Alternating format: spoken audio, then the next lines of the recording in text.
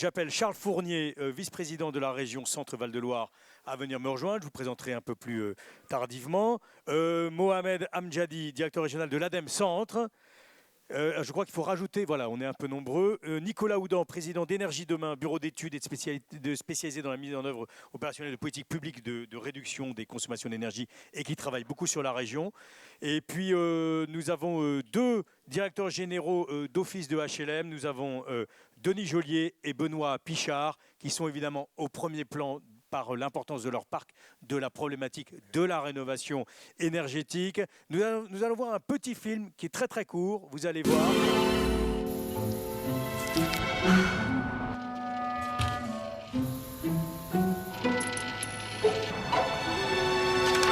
Contre le froid, contre l'humidité, contre la chaleur, il y a mieux à faire. Faire vous guide gratuitement dans vos travaux de rénovation pour améliorer le confort de votre logement. Contactez nos conseillers au 0808 800 700 ou sur faire.fr. Faire, tous, éco-confort. Alors, Charles Fournier, quelle est la situation? Alors, on va rappeler quand même, le constat, le constat, le bâtiment, c'est le plus gros consommateur énergétique en France, 40-45% de la consommation énergétique totale, responsable de 20 à 25% des émissions de gaz à effet de serre, etc.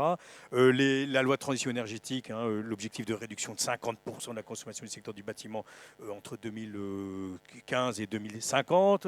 Bon, voilà, ça fait des objectifs très, très ambitieux. Quelle est aujourd'hui la photographie de la région, monsieur? Région souvent présentée comme région tout à fait standard et qui peut se dupliquer sur l'ensemble de la France, 4% de la population, etc. Voilà, 4% du territoire, 4% de la population. Quel est un peu le constat que vous faites? Peut-être d'abord remercier Xavier Nicolas de m'avoir associé à cette table ronde, puis vous informer que je devrais la quitter avant la fin parce que j'ai une contrainte et je m'en excuse par avance. Alors, si on ramène les chiffres dans notre région, donc c'est 45% de la consommation d'énergie finale et un quart des émissions de gaz à effet de serre. Donc on est exactement dans le si trou on national, prend l'habitat, le tertiaire, le résidentiel et le tertiaire. Voilà. Donc c'est déterminant dans la transition énergétique. Ça c'est peut-être le premier élément. Deuxième élément, si on trace des objectifs en partant de ce que la COP 21 puis la loi TEPCV ont fixé, il faudrait isoler à peu près 30 000 habitations par an dans notre région pour tenir. On est entre 5 et 8 000 selon la police et les syndicats. Donc il faut faire 3 fois 3, fois 4, fois 5. Voilà, exactement. Il faudrait massifier.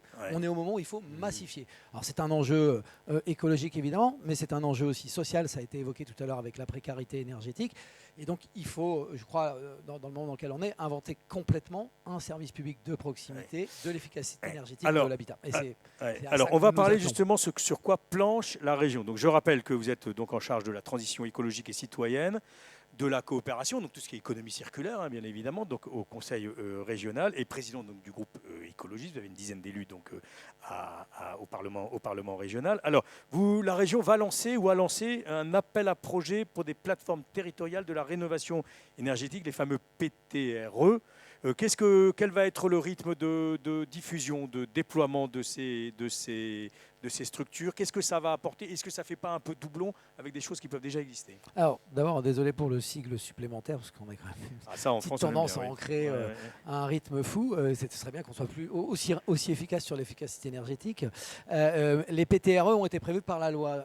C'est-à-dire la loi TEPCV a prévu une généralisation d'un service public de proximité pour les habitants, pour envisager l'isolation de l'habitation.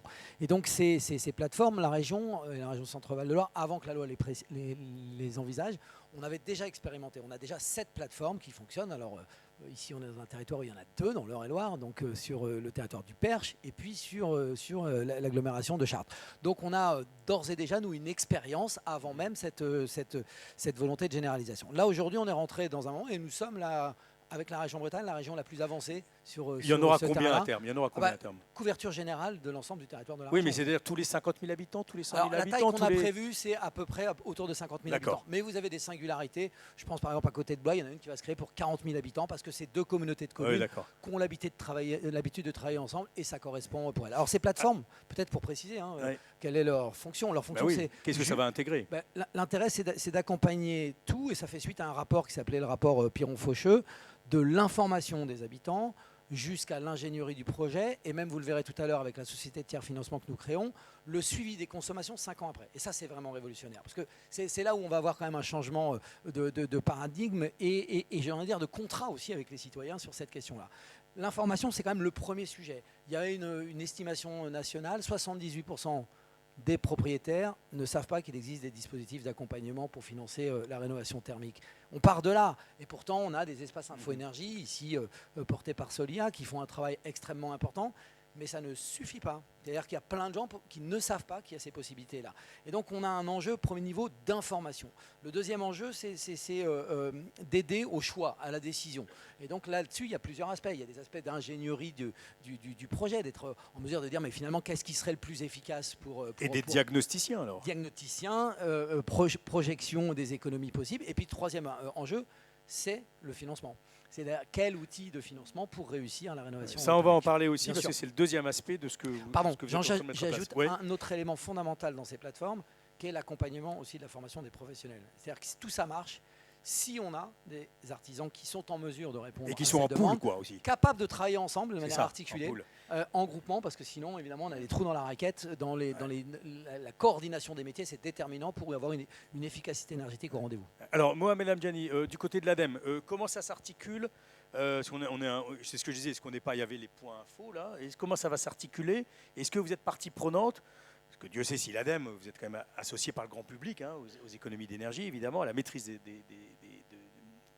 la dépense d'énergie. Est-ce que vous êtes associé à ces PTRE alors? Alors, bonjour à tous, je suis désolé, j'ai un petit peu... Le directeur donc pour la région Centre-Val de Loire, tout à fait. Et ça fait 20 ans que vous êtes à l'ADEME, donc il connaît bien les sujets. Ah bah, j'espère, mais malheureusement ça fait 20 ans qu'on parle toujours dans les régions, vous n'étiez pas seulement... Tout à fait, ça fait 20 ans qu'on parle toujours de la même chose et malheureusement on n'a pas encore trouvé de solution, donc efficace.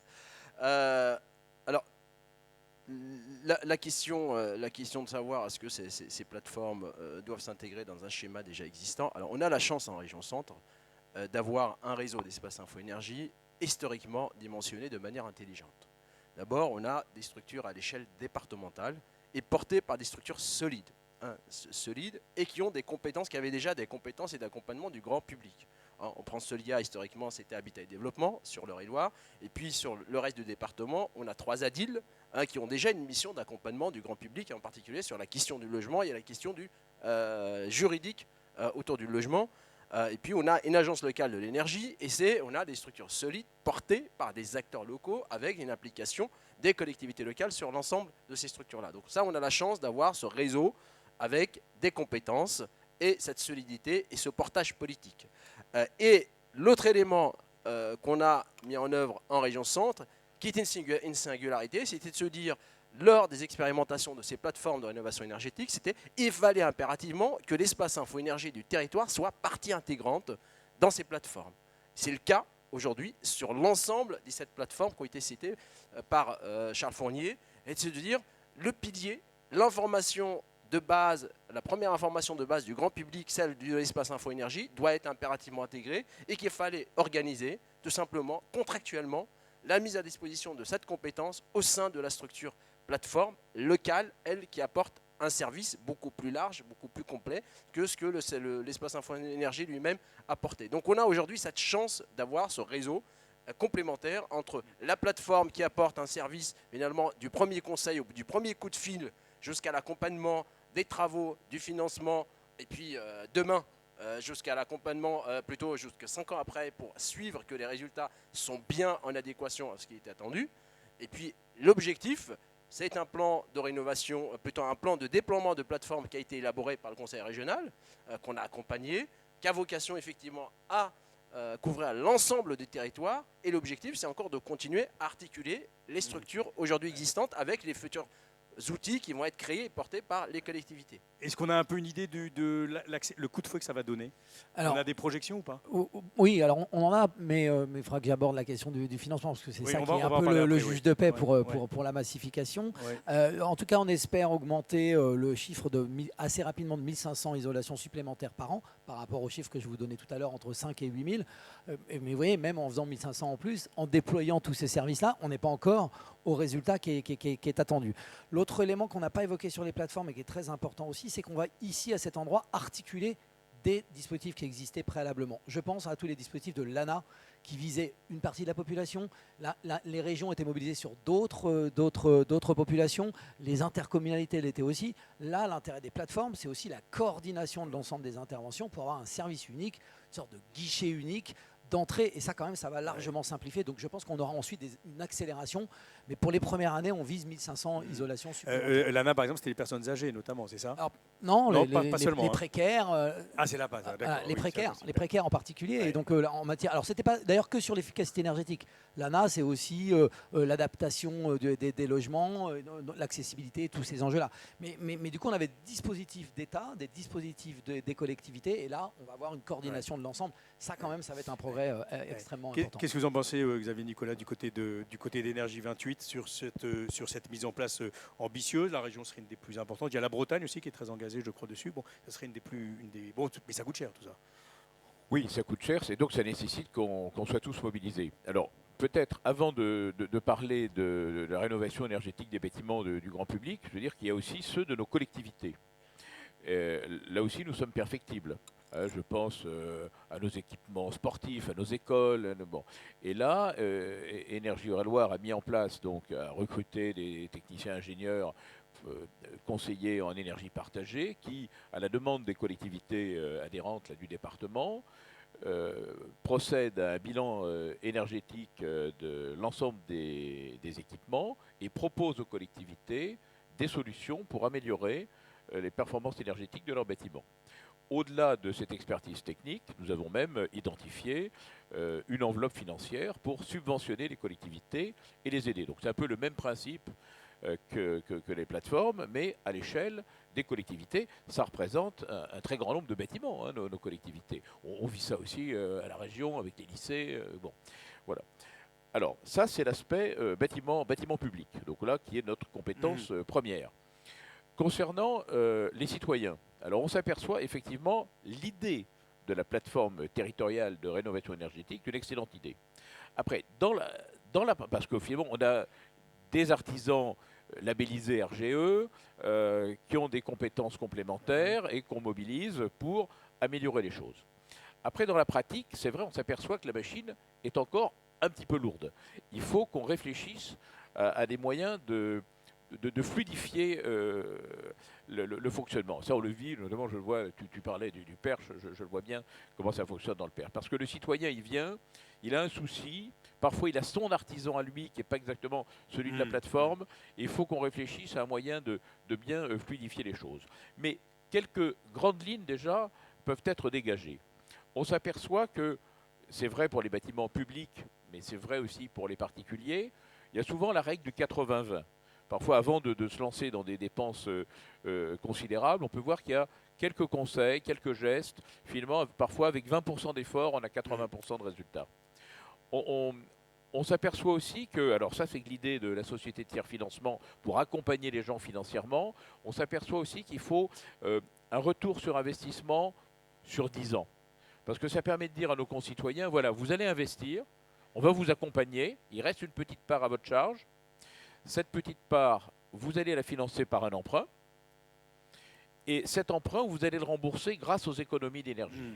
Mais là, il faut aussi être sûr du coup, parce que on a vu, notamment, on avait animé une table ronde à Nice au congrès de la FNCCR, où on nous signalait des cas, alors c'est exceptionnel, hein, mais où les travaux, parce que justement le bilan énergétique global n'avait pas été bien fait et les entreprises peut-être pas toujours bien sélectionnées, et les économies n'étaient pas au rendez-vous. Ouais. Donc là, il faut vraiment s'assurer dans tout le processus de la qualification, de la qualité de l'ensemble des partenaires. Alors, je me tourne à nouveau vers Charles Fournier pour le deuxième volet, et je ferai réagir après M. Houdan, notamment, qui travaille sur ce projet. Alors, une société de tiers-financement qui a été votée, donc ce que vous évoquiez là à l'instant, donc Xavier, c'est une SEM, c'est ça? Dans le tour de table, il y aura qui? Et donc, le principe, effectivement, c'est... donc, c'est la région qui est principal actionnaire, c'est ça, voilà. Et le principe, c'est donc, à des conditions très, très bonifiées, de prêter à très long terme, donc un certain montant. Est-ce que vous pouvez nous donner les grandes masses? Oui, alors peut-être pour le mécanisme. Expliquer le mécanisme, et peut-être finalement, pour le rendre le plus lisible possible, finalement, la région va faire un exercice de banquier. puisque aujourd'hui, les banques ne jouent pas forcément le jeu du financement de la transition énergétique. C'est-à-dire qu'il y a peu et pas assez d'offres qui existent pour accompagner la transition énergétique. Et donc cette société de tiers financement, finalement la région crée une SEM. Cette SEM se fera prêter par la Banque européenne d'investissement des fonds qui vont être reprêtés aux ménages pour pouvoir réaliser effectivement des travaux.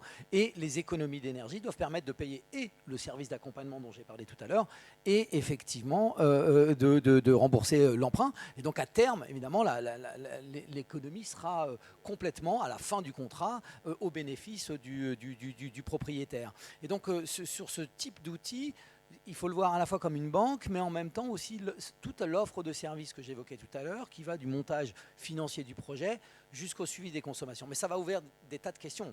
C'est-à-dire qu'une fois qu'on a le suivi des consommations, si le résultat n'est pas au rendez-vous, évidemment que ça va interroger finalement la garantie qui n'existe aujourd'hui pas, mais la garantie donnée par celui qui fait les travaux. On aura ces questions qui vont être devant nous. Ouais. C'est-à-dire, est-ce qu'on ne va pas inventer aussi des formes de garantie décennale sur les économies d'énergie qui sont attendues? Parce que là, en plus avec l'opération 1 euro, isolation à 1 euro, franchement, oui, ça brouille les pistes. Ça a donné quand même un bazar un peu partout. Les espaces info-énergie en savent quelque chose. Ils sont sans arrêt sollicités pour des contentieux. Il y a eu des arnaques. Et donc là, il faut de la confiance pour pouvoir faire ce choix-là et aider à la décision. Vous allez mettre combien au pot? Alors, ça va permettre un effet de levier de combien? Donc est-ce que ça ne va pas vous endetter à in fine? Non. En tout cas, la société de tiers financement, son capital initial est d'un peu plus de 2 millions d'euros. Le syndicat d'énergie du 28 participe. On a des collectivités qui y sont engagées. On a une banque qui a accepté de s'y engager aujourd'hui, puis d'autres qui nous rejoindront. Et donc, on espère en tout cas avec cet instrument-là accompagner très rapidement ce que je disais tout à l'heure, 1500 isolations supplémentaires. Donc, ça compte. Mais je veux le dire, tout ne viendra pas de là non plus. C'est une solution dans la panoplie des aides qui peuvent exister. Évidemment, tout ne se jouera pas autour de cette société de tiers financement, mais je pense que ça va être une offre intéressante d'accompagnement, de financement qui manquait dans la palette des instruments existants. Alors, je me tourne vers Nicolas Houdan. Pardon, messieurs. Nicolas Houdan, vous êtes président d'Énergie Demain. Vous êtes basé vous, à Paris, mais vous travaillez beaucoup dans la région. Alors, c'est un bureau d'études spécialisé dans la mise en œuvre opérationnelle, donc de politique publique, de réduction des consommations d'énergie et de lutte contre l'effet de serre. Et puis, vous travaillez beaucoup à travers des outils informatiques d'aide à la décision et à la planification pour les collectivités, et puis l'accompagnement de ces collectivités dans l'élaboration de leur stratégie plan climat. Voilà, pour résumer. Et vous travaillez donc sur l'élaboration, l'accompagnement de cette SEM, c'est ça? Oui, tout à fait. Alors, je suis ici avec une double casquette puisque j'accompagne et le syndicat d'énergie sur la mise en œuvre des plans climat et la région sur la définition, la structuration un petit peu de ce service d'accompagnement des rénovations énergétiques, donc un service un peu intégré. Alors, peut-être déjà en préalable, ce que je voulais dire, et ça rebondit avec la table ronde précédente, c'est qu'on aime bien les millefeuilles en France, et on se rend compte que pour la rénovation, au même titre que d'autres sujets, le consommateur qui souhaite se faire accompagner pour un projet de rénovation de son logement est face à un énorme millefeuille. Effectivement, on en a cité pas mal d'éléments ou de tranches tout à l'heure, les EIE, les PTRE, l'ANA, et j'en oublie énormément, les crédits d'impôt, le PTZ, les aides de la région. Donc le besoin finalement le plus crucial auquel sont face les consommateurs actuellement, c'est d'avoir un interlocuteur unique pour un service intégré qui va de l'imagination, de la conception du projet jusqu'à le suivi des consommations 5 ans après. Donc c'est là où ça me semble très important finalement que la région puisse intervenir en tant que chef d'orchestre, en quelque sorte, intégrateur de ce service-là. Il y a encore beaucoup de chemin à parcourir à mon avis, parce que comme on l'a vu, c'est des structures qui sont historiques, existantes, qui ont des habitudes de travail et qu'il va falloir coordonner. Il y a beaucoup de trous dans la raquette, malgré tout, y compris d'un point de vue territorial, mais d'un point de vue des services aussi, c'est-à-dire qu'on ne peut pas considérer par exemple que le service d'accompagnement s'arrête à un coup de téléphone renvoyant vers un autre service pour une étape suivante d'accompagnement. Donc il faut que l'accompagnement soit bien intégré du début jusqu'à la fin. Il y a aussi des besoins de coordination sur les recherches de financement. On parlait des dossiers à 7 pages tout à l'heure. On en est à peu près là pour en moyenne 3 à 4 aides différentes à solliciter auprès de différents services de l'État, des collectivités et j'en passe. Donc une intégration de ce service au sein à partir d'un même interlocuteur, le choix du projet de rénovation. En gros, il n'y a pas un ménage en France qui va dire je vais dépenser 50 000 € pour isoler mon logement. En fait, pourquoi il va faire des travaux? Parce qu'il a eu une naissance, parce qu'il s'est marié, parce qu'il vient d'acquérir le logement. Donc il s'agit en fait d'arriver à attraper ces moments de vie et d'y embarquer la maîtrise de l'énergie. En fait. Et c'est ça toute la difficulté finalement de l'accompagnement intégral des ménages sur cette étape de rénovation qui est fondamentale et qu'il ne faut pas rater parce que la suivante, elle sera dans 50 ans. Donc une fois qu'on rénove, on a rénové, quoi. Et si on se rate à ce moment-là, on perd une partie du gisement, évidemment. Surtout avec la mise en place de RT 2020. Je vous repasse la parole, mais j'aimerais bien qu'on entende le médiateur et puis après nos deux dirigeants de Bayer, même si vous êtes moins concernés, hein, ou pas du tout d'ailleurs concernés. Non, mais par la société de tiers financement. Non, attention, on est bien d'accord. Vous ne seriez pas autour de cette table, sinon, bien évidemment, non, au premier plan. Juste avant, encore avec vous, Nicolas, il y a eu des choses qui ont été faites en Picardie, en Nouvelle-Aquitaine, je crois, c'est ça. Bon, il y a une dimension politique, hein, évidemment, mais oui. ça marche. Il y a déjà des premiers retours ou pas? Ça marche, mais c'est pas simple, évidemment, parce que finalement, c'est des nouveaux métiers. Donc en Picardie, on a accompagné en fait toutes les régions qui lancent ce type de concept, hein, c'est-à-dire vraiment le service public de la rénovation énergétique. Donc en Picardie, on a atteint les objectifs qui étaient fixés, mais dans un cadre expérimental. Donc on est encore très loin des objectifs nationaux déclinés à la région, hein, c'est-à-dire les 500 000 rénovations par an, on en est très très loin. En Nouvelle-Aquitaine, le territoire est très vaste et du coup, ils sont donc la structure est créée, ils ont l'autorisation de financer parce que c'est pareil. Ça veut dire que la région se transforme en banque et du coup pour ça, il faut toutes les autorisations et passer pas mal d'étapes pour y arriver. Et puis il faut structurer les filières. Donc les filières, c'est quoi? C'est des structures qui accompagnent. Alors c'est vrai qu'en région centre, on bénéficie d'une histoire qui fait qu'il y en a quelques-unes. Il faut les coordonner et les organiser, on va dire, mais elles sont présentes. Et puis il faut structurer la filière aussi de rénovation. C'est-à-dire que si on veut faire x2 ou x3 sur le rythme des rénovations, avec en plus des objectifs qualitatifs qui sont sans commune mesure avec ceux connus actuellement, il faut évidemment qu'il y ait des entreprises qui suivent, qui se créent, qui se développent. Et c'est la règle de l'offre et de la demande. C'est-à-dire que ça va avancer ensemble, tout ça. Ouais. Jean Gaubert, qu'est-ce que vous en pensez? Si je vous dis que la rénovation énergétique n'a pas toujours bonne presse, dans notre pays, il y a des sites à foison, alors isolation, chauffage, panneaux solaires, etc. Bon, on parlait parfois de difficultés, etc. Et donc, est-ce que vous pensez qu'avec ce genre d'initiative, en quelque sorte sous le label de la région, eh bien, les a priori peuvent changer et qu'on peut effectivement avoir une vraie accélération?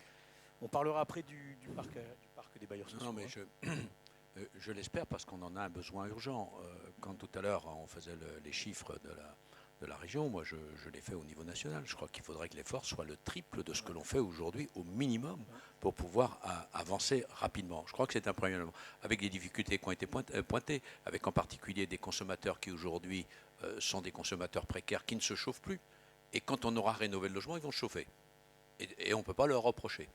Donc du coup, l'écart, c'est-à-dire le bénéfice, va être un bénéfice très faible en matière. Mais ce n'est pas une raison pour dire qu'il ne faut pas le faire, bien au contraire. Je crois qu'il faut vraiment, et je pense que les bailleurs sociaux sont les premiers à constater ça. Donc véritablement, on a besoin de quoi? Alors moi je me méfie des nouvelles organisations, il faudrait que de temps en temps on supprime les anciennes. C'est quand même une des difficultés. Mais en tous les cas, on a besoin de tiers de confiance. Je crois que c'est très important. Vous savez, dans ce monde, les gens ne croient plus en rien. Moi, il n'y a pas longtemps, j'ai une belle-sœur qui me dit « Ah, j'ai encore quelqu'un qui m'a appelé pour l'isolation à 1 €. Hein, c'est encore une arnaque. tu pas que je vais les renvoyer. Je dis non, c'est pas une arnaque, Suzanne. C'est pas une arnaque. En tous les cas, dans le sens du travail, s'il est bien fait, c'est pas une arnaque. Par contre, ça pose une autre question. Comment se fait-il que le secteur public ne s'est pas lancé pour accaparer, entre guillemets, je le dis très clairement, les certificats d'économie d'énergie? Un autre, moi j'ai une grande famille, hein, pour tout vous dire, parce que il vaut mieux que je vous prévienne, hein, je suis l'aîné de 8 enfants et ma femme est l'aînée de 8 enfants. Donc on a des beaux-frères et belles-sœurs. Et des neveux et des nièces. Voilà, qui sont en âge de 38, de se 38, loger, alors, ouais, ça fait du monde. Bon, mais j'en suis très fier. Hein. Et vois. donc, un autre de mes beaux-frères, l'autre jour, il me dit, tiens, dis donc, viens voir, on a isolé à 1 euro la cave. Ah, je vais voir, je le regarde, parce que je lui ai dit que c'est pas... Et il me dit, tu te rends compte, pour 1 euro, c'est quand même bien fait. Je dis, oui, c'est très bien fait. Mais je dis, il t'a arnaqué, le mec. Comment ça? Je dis, il aurait dû te rendre 3 000 euros. Alors, j'ai un peu forcé le trait. Mais j'ai dit, la valeur des certificats d'économie d'énergie qu'il a récupérés sur ton dos, hein, est beaucoup plus élevée que le produit qu'il t'a mis et que le travail qu'il a fait. Et je pense qu'à un moment, avec aujourd'hui les certificats d'économie d'énergie, il y a l'occasion de faire, je veux dire, une accélération, aussi bien sur le bâti public que sur le bâti privé, une accélération qui n'est pas faite parce que jeu est produit à des groupes privés. Je connais le groupe qui a commencé à le faire. Au début, ils en ont bavé. Alors, c'est pas scandaleux qu'ils ramassent un peu d'argent aujourd'hui, mais à un moment, il faut se dire, est-ce qu'on n'est pas en train de laisser passer une opportunité qui ne durera peut-être pas éternellement, hein, véritablement de donner ce coup d'accélérateur. Voilà ce que je voulais dire. En tout cas, pour les bailleurs sociaux, messieurs, c'est du financement quand même, hein, ces certificats. Alors, on va leur passer la parole. Vous vouliez juste dire un petit mot? Après, vous allez filer. Oui, après, je vais devoir partir. Je voulais juste citer, nommer 3 points. Le premier, peut-être, puisqu'on est à Chartres, évoquer que sur la question de l'information, il y a une expérience qui est conduite ici, qui est intéressante, qui peut se reproduire ailleurs. On travaille avec le groupe La Poste sur l'information. C'est-à-dire que les facteurs... ils rentrent dans les maisons. C'est à peu près, il n'y a pas grand monde qui rentre. Et donc, ils collectent un paquet d'infos. Et pour amener la première information et orienter vers celui qui va informer de manière plus précise. Voilà, donc je crois qu'ici, en termes de contact, ils ont fait en 6 mois ce qu'on fait à peu près en 2 ans ailleurs. Donc voilà, c'est un point qui méritait d'être souligné. Deuxième élément, sur les certificats d'économie d'énergie. Alors, tout à fait favorable. D'ailleurs, il y a un programme qui est initié par l'État qui s'appelle le programme SAR, le service d'accompagnement de la rénovation énergétique, avec un programme de 200 millions d'euros de certificats d'économie, ce qui ne suffit pas au passage, puisqu'on y intègre le petit tertiaire. Franchement, ce n'est pas suffisant. Donc, bien sûr que c'est intéressant. Ça pose quand même deux questions.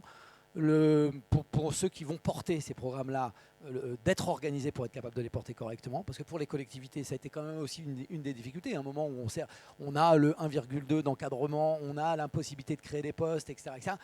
Ces certificats, ils ne rentrent pas si on ne fait pas le travail d'aller les chercher. C'est la première limite. Puis la deuxième limite, c'est que c'est limité dans le temps. Et donc, quand on parle de service public, il faut quand même qu'il y ait un peu de garantie dans le temps. Donc, c'est complémentaire, mais ça ne peut pas être substitutif à l'ensemble des logiques de financement sur le sujet. Voilà, c'est ce que je voulais... Non, mais j'imagine... Oui. Je pense que c'est une opportunité qu'il faut saisir, mais ça, c'est comme quand on est dans le domaine du privé. Les bonnes années, il faut thésauriser. Ouais. Voilà. Donc, ou alors, il faut en profiter pour ne pas dépenser, puisqu'on a une rentrée d'argent, très clairement. Bah, je ne sais pas si on a des bonnes années en France d'une façon générale. Je ne sais pas si on a beaucoup thésaurisé, cela dit, Monsieur Gobert. Et puis j'avais un troisième point, parce que juste sur le troisième point très important. Macro, j'entends. Très important sur les plateformes, qui a été un peu évoqué, mais peut-être pour insister. Ces plateformes, dans l'appel à projet qui a été lancé dans tous les territoires, donc pour tous ceux qui seraient présents, c'est le moment de s'en saisir, elles intègrent un niveau de partenariat très large. Et ça fonctionne s'il y a tout ce partenariat-là. C'est-à-dire qu'il faut évidemment les représentants des secteurs du bâtiment, enfin des artisans qui travaillent dans le champ du bâtiment. Il faut les architectes, il faut les collectivités, il faut tous les acteurs du territoire. Et donc nous, on a listé ces acteurs et ça fait partie de la réussite possible d'une plateforme, c'est qu'elle soit le lieu de la coordination de l'ensemble de ces acteurs-là. C'est à ce prix-là que ça fonctionnera. Et donc c'est un point sur lequel je voulais insister avant de vous quitter, en vous remerciant en tout cas. Eh bien, donc, quelle fougue. Vous partez au conseil régional là? Oui, je vais pour tout vous dire, je vais au tribunal, mais pas pour moi, mais pour défendre quelqu'un qui y est.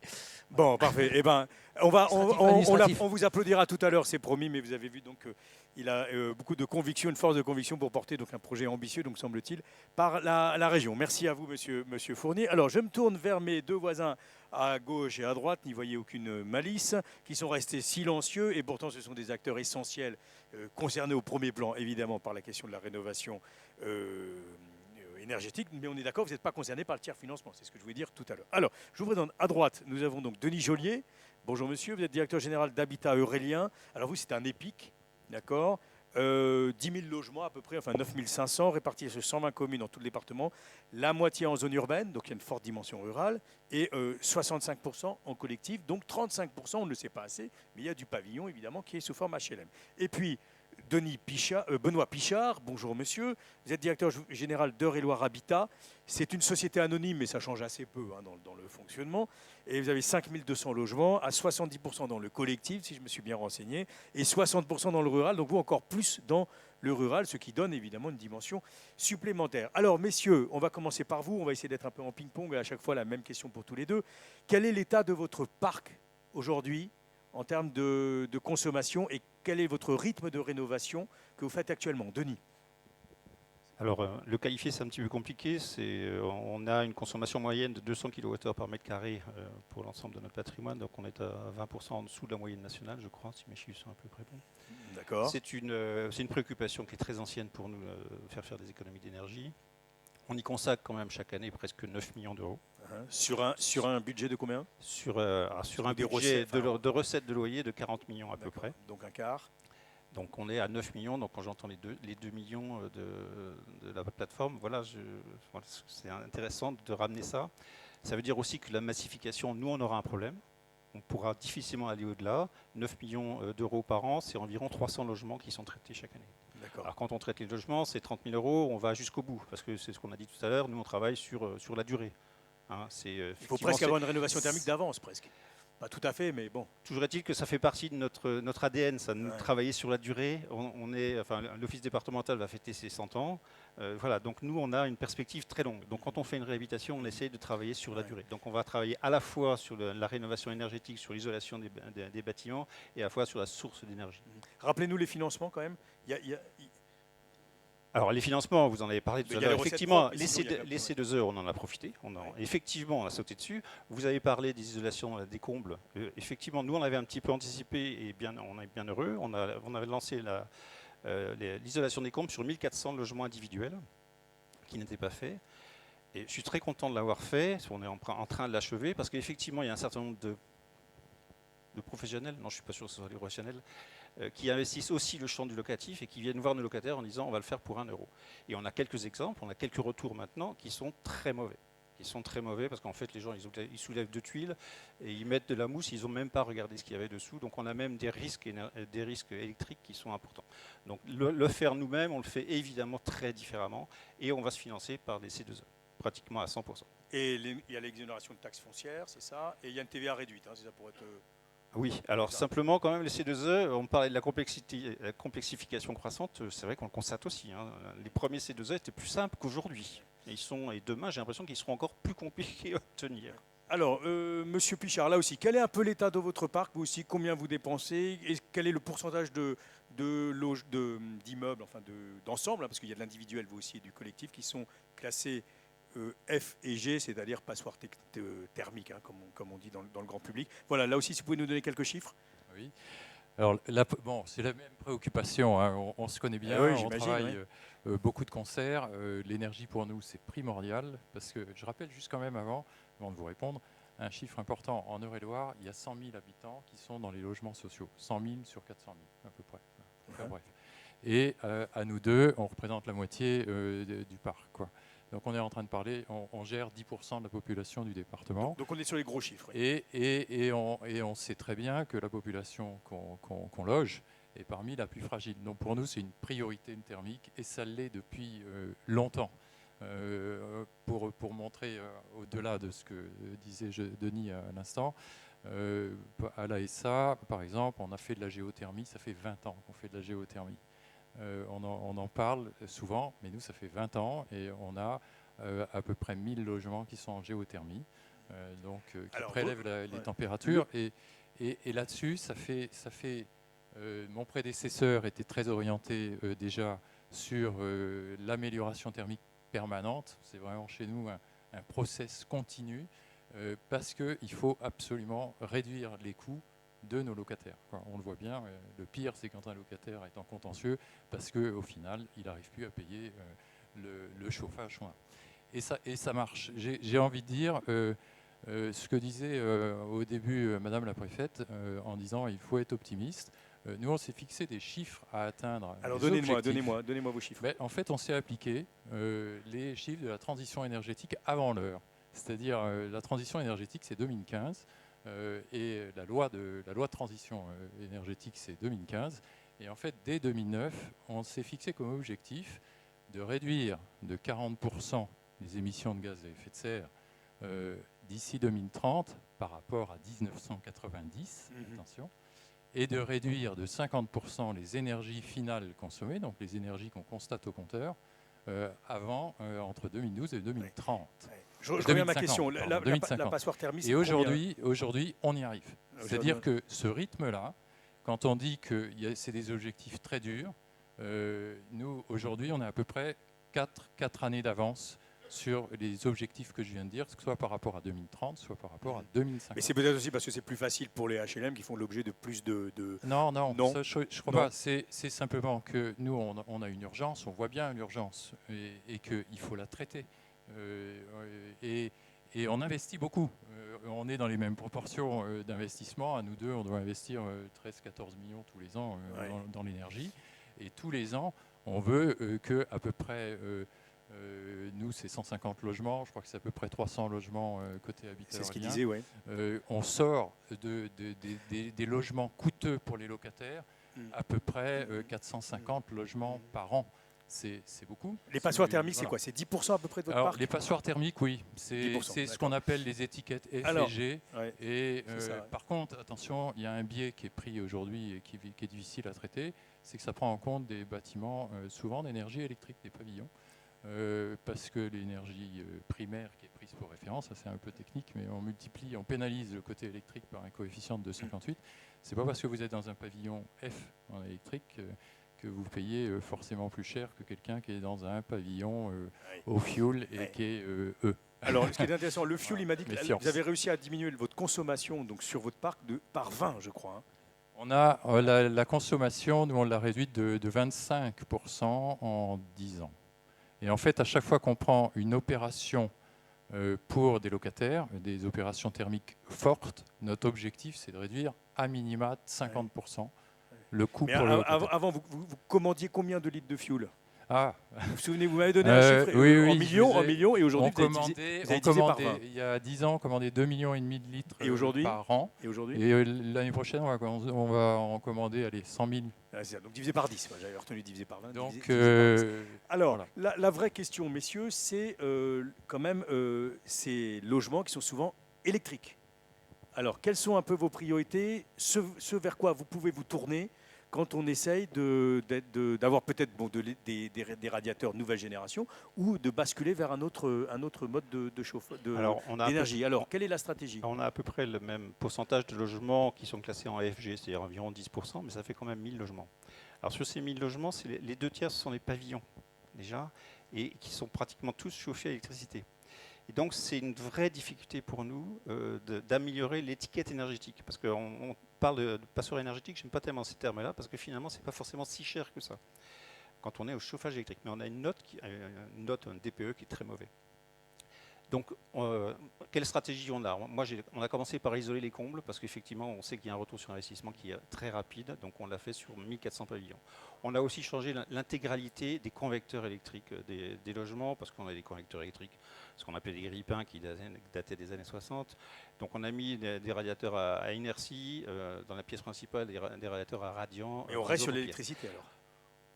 En urgence, si vous voulez, on a fait ça. Aujourd'hui, et après, il va falloir qu'on attaque l'isolation, mais comme on est sur du pavillon, ça devient beaucoup plus compliqué. Il faut isoler sur les 6 faces. Il y a le grenier, c'est facile. Les 4 façades, c'est encore relativement facile. Par contre, en sous-face, là, ça devient compliqué. Parfois, c'est même impossible à faire. Ensuite, il y a le problème de l'énergie. Alors l'énergie, nous, ce qu'on aime bien, c'est le gaz, très clairement. Et si on peut faire du biogaz, moi, vraiment, je trouve ça très intéressant. Parce que c'est la chaudière gaz, c'est très souple pour les locataires, c'est facile. C'est une technologie qui est éprouvée, qui est très rentable aujourd'hui. Et en plus, qui fabrique l'eau chaude, qui le fabrique bien. Parce que quand on a bien isolé un logement, la dépense de chauffage, elle baisse radicalement. Par contre, l'eau chaude reste. Et donc en fait, les gens, la dépense d'énergie qu'ils vont avoir, au-delà des besoins en électrique, qui sont un peu annexes, c'est l'eau chaude. Et donc les chaudières gaz, pour moi, c'est vraiment intéressant. Par contre, le gaz, il faut qu'il y en ait. Et puis j'ai un autre problème, parfois, c'est l'amiante. J'ai renoncé déjà à des projets où je pouvais mettre des chaudières gaz, mais j'avais de l'amiante un peu partout. Et comme on a tendance à dire, plus on cherche de l'amiante, plus on en trouve. Et là, j'ai renoncé au projet. Alors, je ne peux plus installer de radiateur dans le logement, à moins de vider le logement. Donc ça devient effectivement très compliqué. Alors, je me tournerai après vers le représentant de l'ADEME, mais messieurs, donc le gaz, ce n'est pas toujours possible, hein, bien évidemment, malgré les efforts du syndicat et des autres. Qu'est-ce qu'il y a d'autre qui aujourd'hui est envisageable de manière raisonnable? Est-ce qu'en géothermie, il y a des choses, parce qu'on me disait que c'était très très cher. Alors là, j'ai entendu dire qu'il pouvait y avoir des choses.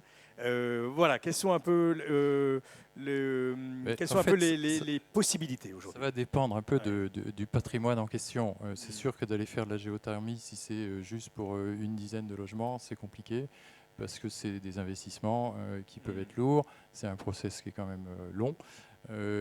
Donc, c'est à chaque patrimoine qu'il va falloir s'adapter. Mais c'est sûr que nous, on parlait du fioul juste avant, on a dit on supprime le fioul. L'objectif même demain pour nous, il est quand même de diminuer le gaz très fortement pour la pollution elle-même. Donc là, on a peut-être une différence d'approche un peu, parce que il ne faut pas oublier le facteur 4 dont on parlait, de réduction de la pollution et autres, et il va falloir y venir, inévitablement pour le climat qu'on connaît tous.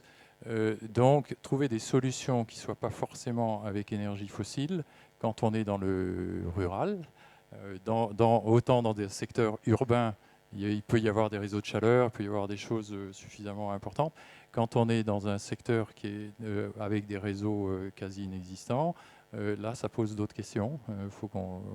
On y travaille déjà. On commence déjà, nous, à équiper des petits ensembles. Soit en géo, soit en aérothermie. Et on pas toujours aérothermie, on va chercher les calories de l'air, pour chauffer. On peut aller jusqu'à moins 5 degrés à peu près. et puis de la géothermie. Bon, c'est pas toujours rentable quand même, on est d'accord, parce qu'en plus, ça vous le savez, on parlait d'investissement sur 10 ans, Monsieur Nicolas, mais quand on est avec des populations qui ont des loyers assez faibles, etc., évidemment, la rentabilité, si on avait une approche purement rentable financière, c'est sûr qu'il y a des projets qu'on ne ferait pas, mais là, pour le coup, nous, on a une mission qui est vraiment d'intérêt général, de loger une population fragile, et ce n'est pas ce qu'on regarde en premier. Alors, question à M. Amjani et après à M. Houdan. Ben voilà, on l'applaudit timidement, mais enfin, visiblement, là, ça porte, le discours porte. Alors, M. Amjani, la question, c'est de développer toutes ces énergies renouvelables thermiques, et en quoi ça peut évidemment, le chaud, le froid, l'énergie fatale qu'on peut récupérer dans les incinérateurs, etc. Voilà. Ce sont des sujets sur lesquels vous travaillez et qui peuvent véritablement donner un coup de fouet, là aussi, à terme, à la rénovation énergétique. Des grands ensembles, des pavillons, par le bailleur social ou pour les propriétaires bailleurs, propriétaires occupants, etc. Merci beaucoup pour la question. Effectivement, la question de la transition, elle est reposée aujourd'hui, ou elle se repose sur trois pieds. Le premier, c'est la sobriété, c'est le comportement des individus, des occupants, qui est un véritable sujet sur la question de la rentabilité. C'est pas parce qu'on a isolé de manière extraordinaire un bâtiment, qu'on y a mis les meilleures technologies, qu'on aura les plus grosses économies. C'est les gens laissent les fenêtres ouvertes. C'est pas gagné. Donc il y a, si vous voulez, la vraie question, c'est celle, d'abord, la première, d'ailleurs qui coûte zéro, c'est celle de l'information, de la sensibilisation des occupants. Donc c'est ce qu'on appelle la sobriété. Le deuxième, c'est l'efficacité. Et là, on a parlé d'un certain nombre de solutions techniques d'efficacité. Et puis la troisième, une fois qu'on a fait ces deux, c'est de dire qu'est-ce qui reste encore et comment on peut apporter des solutions, et en particulier via les énergies renouvelables. Les différentes énergies renouvelables maîtrisées aujourd'hui. Donc elles ont été citées. La plus utilisée aujourd'hui en région centre, c'est le bois énergie, soit sous forme d'insert dans les maisons individuelles, soit sous forme de réseau de chaleur, soit dans les petites collectivités, soit dans les agglomérations, les métropoles. Donc aujourd'hui, l'ensemble des agglomérations de la région est équipé d'un réseau de chaleur, et principalement des réseaux de chaleur bois-énergie. Et puis on peut avoir du solaire thermique plutôt qui viennent en substitution pour la réponse de la question de l'eau chaude sanitaire. C'est un élément possible. Alors en région, on a depuis maintenant un certain nombre d'années un certain nombre de programmes, et en particulier aujourd'hui avec un dispositif spécifique, notamment de financement, le Fonds Chaleur, qui est à l'échelle nationale, géré par l'ADEME. C'est de l'ordre de 280 millions cette année, et devrait être de entre 300 et 350 millions en 2020. Donc on a quand même un dispositif financier relativement important. C'est le plus connu des fonds de l'ADEME. C'est un des plus connus, donc on a également un fonds sur les déchets, mais c'est le plus important aujourd'hui qu'on a en gestion. Et ce fonds, il a vocation effectivement à financer le développement des énergies renouvelables thermiques sur le territoire. Et en région centre, on a développé avec le conseil régional un dispositif spécifique qui s'appelle les contrats contrats d'objectifs territoriaux des développements des énergies renouvelables. L'objectif est relativement simple. C'est on s'engage, ADEME et région, à apporter un financement sur l'animation du territoire, l'accompagnement du développement de solutions d'énergie renouvelable, et quel que soit le territoire, agglomération, petite commune ou intercommunalité. À la fois, on finance l'animation et on finance les investissements à hauteur de 45% de chacune de ces opérations. Et on s'engage dans le temps, on s'engage sur 3 ans, ce qui permet à la collectivité, aux porteurs de ce contrat, d'avoir de la visibilité. Mais ça peut être également des contrats de patrimoine avec des bailleurs sociaux.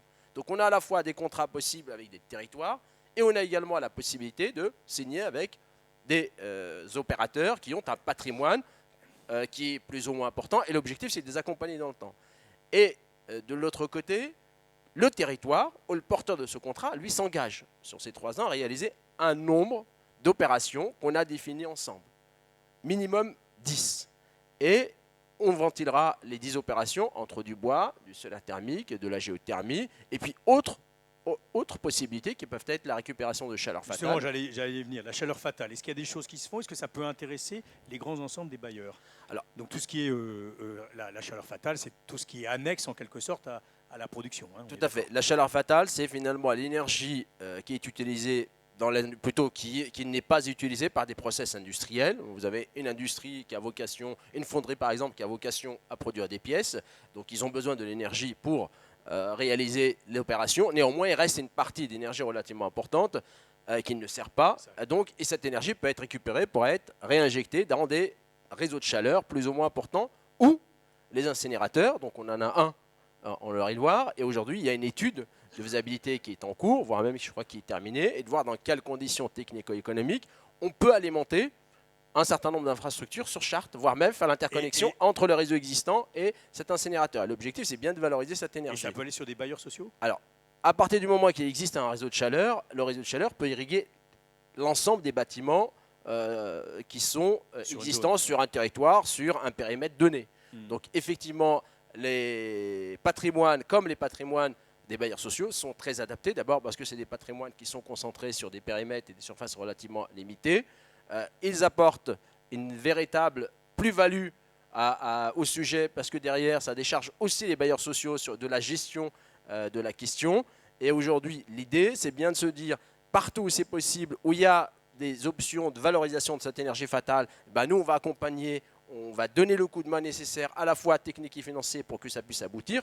Et puis derrière, de compléter le territoire, de couvrir le territoire avec ces contrats de développement d'énergie renouvelable thermique.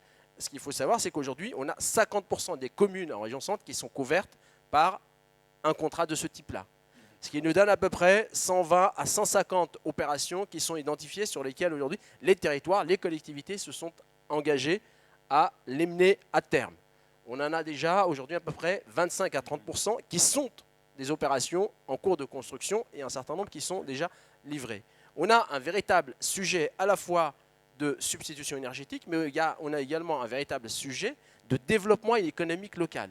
Parce que quand on parle de ces opérations des petites communes, et aujourd'hui j'en ai inauguré une il y a 2 semaines, sur une petite commune de 350 habitants, où le projet initial c'était d'alimenter la commune avec une petite chaufferie bois, et puis la salle des fêtes, l'école, et ça s'est arrêté là. Sauf que quand le projet a commencé à se construire, il y a eu des demandes des habitants en disant finalement vous passez devant la maison, est-ce que nous on ne peut pas nous raccorder directement à ce réseau? Donc on est dans une dynamique de développement local et surtout que l'intérêt c'est que derrière, vu que c'est une petite chaufferie bois, c'était pas d'aller chercher du bois à 250 km, c'est d'aller chercher du bois auprès des agriculteurs. Donc il y a eu une SIC qui a été créée et l'objectif c'est que ce bois puisse tout simplement être produit par les agriculteurs qui exploitent les haies particuliers et de manière à créer une valeur ajoutée et leur permettre d'exploiter de manière durable ces infrastructures. Monsieur Houdan, on va conclure dans une dizaine de minutes. La clé quand même, et je pense que ça intéressera nos amis bailleurs sociaux, c'est de massifier ce sur quoi vous travaillez. Et on peut penser que dans les HLM, c'est possible et on peut avoir des résultats parce que finalement, on duplique, on est un peu dans une logique industrielle entre guillemets, et donc on peut avoir des résultats assez rapides si on s'en donne la peine. Oui, tout à fait, ça a été dit par Denis et par Benoît, oui. Exactement, autour de cette table ronde. Oui, ça marche. Ça marche, ok. Le vrai principe, alors on parle de massification, moi je parle d'industrialisation parce qu'on est effectivement face à un défi un peu industriel, c'est-à-dire comment on structure ces différents métiers, que ce soit l'accompagnement, l'ingénierie technique, l'ingénierie financière, l'accompagnement du comportement et puis la structuration de la filière de manière intégrée et de manière évolutive. Donc là, on est clairement face à un défi industriel qu'on pourrait qualifier effectivement de nouvelle ère industrielle, mais sur cette partie de surtout qu'on va avoir la rénovation thermique 2020 où on va être dans une logique de suivre le bâtiment tout au long, jusqu'à et ça va être difficile pour vous, messieurs notamment, j'imagine, sur toute sa durée de vie, la durée de vie du bâti. Alors, on parlait tout à l'heure du temps long. On est effectivement sur des temps longs, en fait, parce qu'on est sur des investissements à 30-40 ans, alors que ce soit sur les infrastructures que sur les bâtis eux-mêmes. D'autant plus que les Français sont quand même attachés au patrimoine légitimement. On a quand même un patrimoine particulier qui nécessite des techniques d'isolation qui sont aussi particulières. C'est-à-dire qu'on ne va pas isoler par l'extérieur. En tout cas, c'est pas actuellement concevable d'un point de vue de l'appréciation sociale du bâtiment, d'isoler par l'extérieur un bâtiment qui serait en pierre apparente ou des choses comme ça. Donc quelque part, on est aussi sur une révolution un peu culturelle, au-delà de la révolution industrielle. Jean Gaubert, le chèque énergie, c'est quand même pas un gros montant, hein. Je ne sais pas, 200 €, je ne sais plus combien c'est, à peu près 200. Ça peut aller jusqu'à 250 €. Alors, en théorie, ça peut servir pour de la rénovation énergétique, on est d'accord? Oui, vous avez bien dit en théorie. Voilà, c'est ça. Non, je veux dire pour deux raisons. La première, c'est qu'il s'adresse à des gens qui ont un revenu très très faible. Et donc, ils ont déjà payé leur énergie et le chèque ne suffit pas. Deuxièmement, ils ne sont pas propriétaires, la majorité d'entre eux. Donc, une autre raison, c'est pas aux locataires de faire les travaux. Donc, par définition, vous savez, ça, c'est l'histoire, j'ai été assez longtemps parlementaire pour savoir, c'est l'histoire de 2 ou 3 parlementaires qui ont cru intelligents de convaincre la ministre, qui elle aussi a cru que pour avoir la paix, il fallait dire oui. Mais en fait, ça ne peut pas être opérant, je veux dire très clairement, y compris même si on en fait 2, ça va faire 300 €, 400 €. Ce n'est pas avec ça qu'on va faire ce travail. Et franchement, il ne faut pas lier les deux par définition. On a évoqué beaucoup d'autres sujets qui sont très intéressant.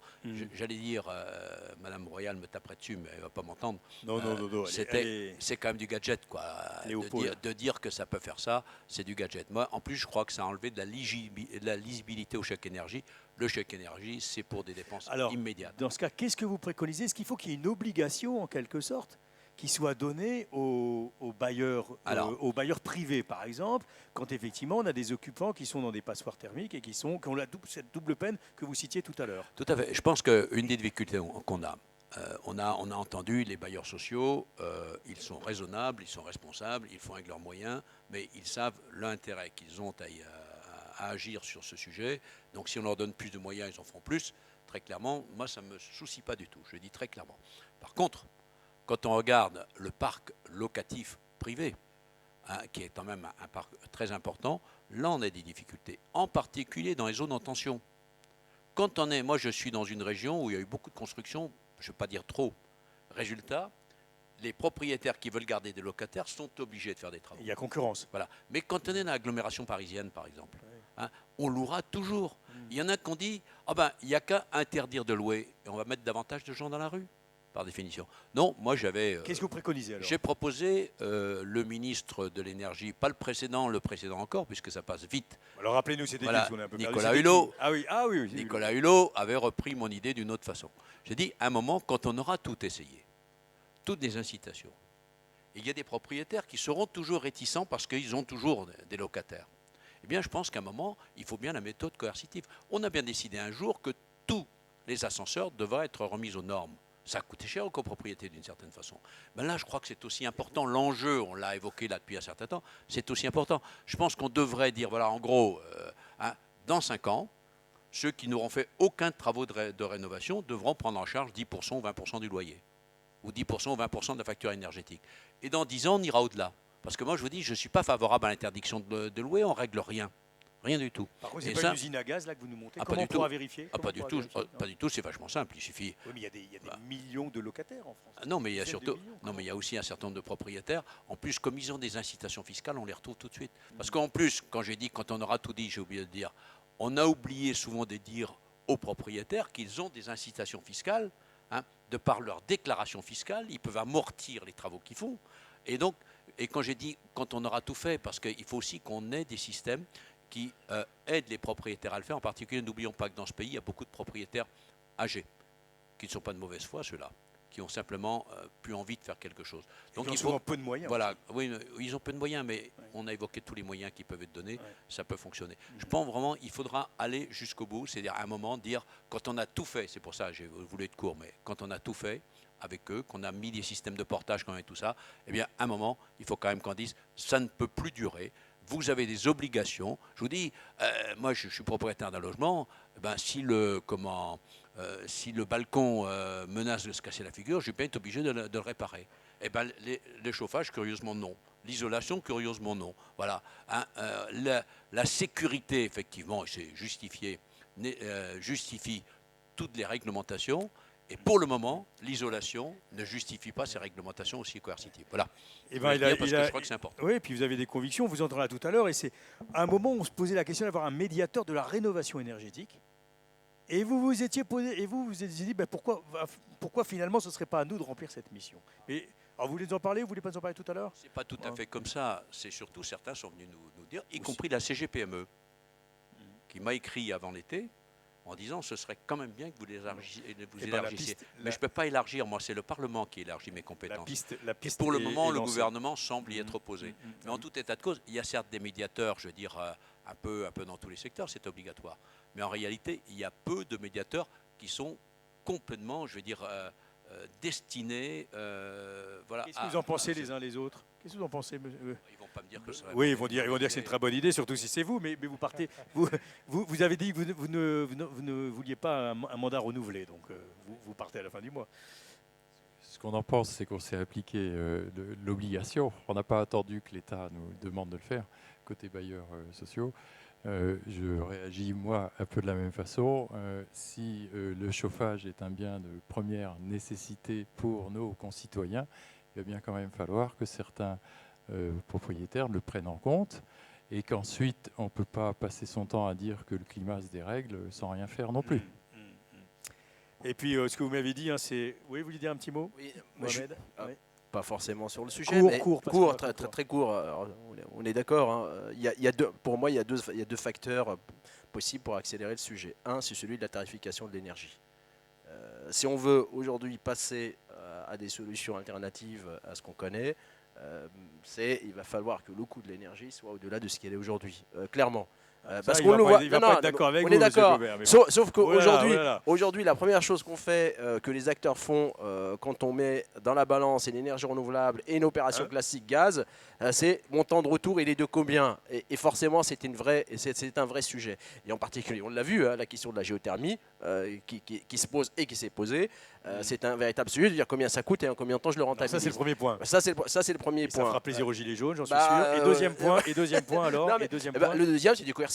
Effectivement, à un moment donné, c'est un coercitif différent, réglementaire. Juste pour compléter plutôt une minute, 30 secondes de réclame, parce qu'on a parlé tout à l'heure de géothermie, c'est un sujet très important en région et qui est porté conjointement par le Conseil régional et l'ADEME, et puis un certain nombre d'acteurs depuis maintenant une dizaine d'années. Et on n'arrive pas à aboutir, tout simplement parce que c'est un sujet qui est méconnu. Et c'est vrai, quand on fait une belle opération, on ne voit rien. Une fois qu'on a fait une super belle opération, on n'a rien du tout. On a un dispositif qu'on a mis en place à la fois en termes d'accompagnement technique, parce qu'on a un animateur régional qui permet d'accompagner les porteurs potentiels de projets qui se posent une première question, de se dire est-ce que ça vaut le coup ou pas d'y aller. On finance derrière des études de faisabilité pour aller beaucoup plus loin, pour vérifier. Et surtout, il y a un dispositif de financement qui va au-delà de ce qu'on pourrait imaginer. Il peut y avoir des financements de l'ADEME et de la région qui sont ce que je vous ai dit tout à l'heure, avec un complément du FEDER, qui peut aller jusqu'à 65 voire 80%. On a un dispositif en direction du développement de la géothermie relativement incitatif. Et malgré tout ça aujourd'hui, c'est encore un sujet qui a du mal à prendre dans les territoires. Donc je vous invite, d'autant plus qu'il y a un appel à projet sur le sujet FEDER. Donc je vous invite à aller voir sur le site du FEDER, éventuellement si vous êtes intéressé par le sujet, notamment vous, monsieur. Eh bien, voilà. Eh ben, parfait. Bon, il y avait aussi la dimension du travail local, de la proximité, évidemment, que c'est une chance pour les territoires, évidemment.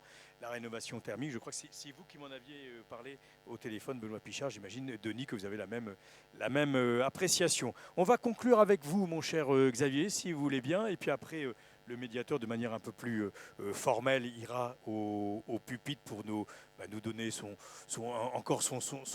ultime sentiment, en quelque sorte, sur cette journée, ce que vous en avez retenu. Et puis, parce que voilà, le message que vous voulez faire passer, vous allez bientôt arriver au terme de votre mandat qui a été particulièrement riche et que vous avez médiatisé. C'est aussi quelque chose qu'on aura retenu. Personne n'a dit ça, mais nous donner encore quelques pistes supplémentaires dans vos convictions qu'on sait fortes.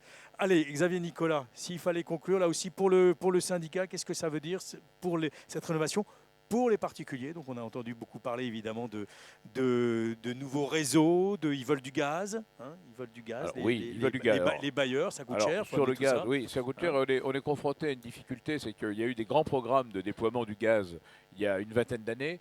Aujourd'hui, c'est plus complexe parce qu'on est confronté, alors c'est un peu technique, mais ce que GRDF appelle le B sur I, c'est-à-dire le bénéfice sur investissement. Et aujourd'hui, il est de l'ordre de 35 mètres. Ça veut dire, en gros, pour rajouter une maison, au-delà de 35 mètres, GRDF n'est pas candidat pour aller. Il faut trouver un autre financement. Ça fait beaucoup de concentration.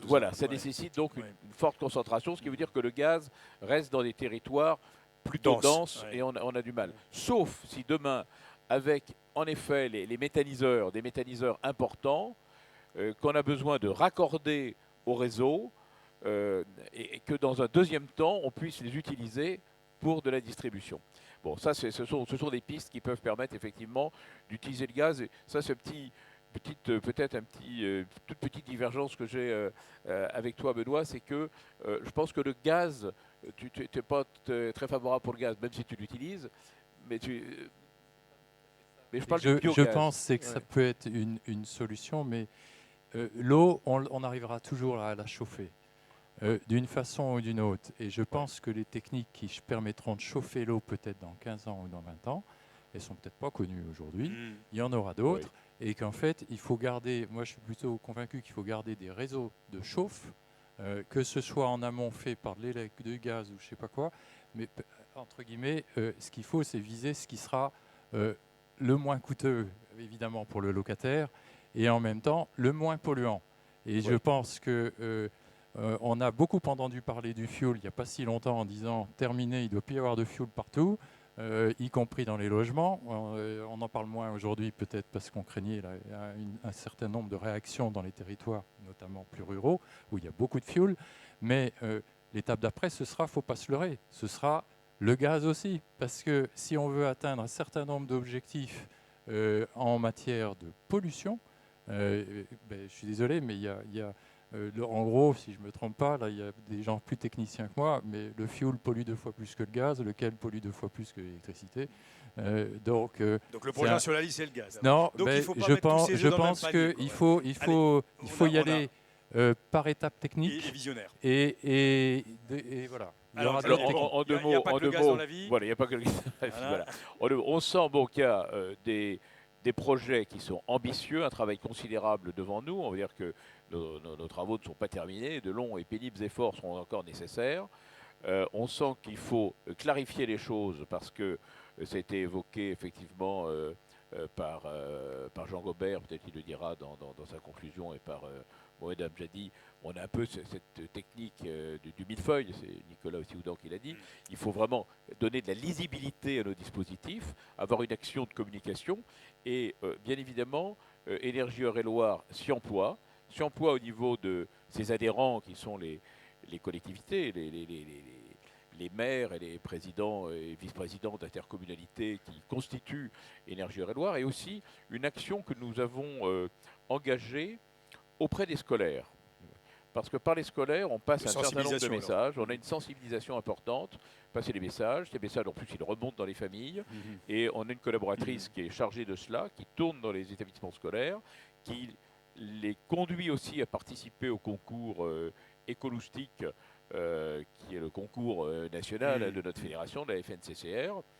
Et on s'aperçoit, moi je suis impressionné par la qualité du travail qui a été réalisé par les jeunes et leurs enseignants, qui vraiment conduit à une bonne connaissance de ces problèmes et aide à travers eux les familles à se projeter et à ensuite revenir nous voir pour nous interroger sur les solutions possibles.